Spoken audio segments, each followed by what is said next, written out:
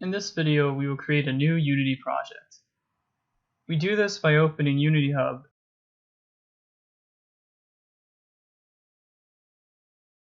and selecting the drop-down next to New, and then choosing the version of Unity we are using for class. Since we will be building a 2D game, we want to start with the 2D template selected.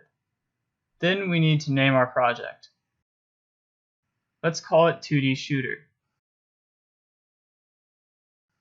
Before we hit create, let's take a note of the location the project is being sent to.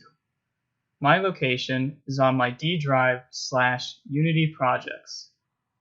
This means that the actual location of my project folder will be on my D drive under the Unity projects folder, and the name of the project folder will be the same as the project name we entered. So now that we have all that clarified, we are ready to hit create. Unity will now create a new empty project for us, and this could take some time depending on your computer.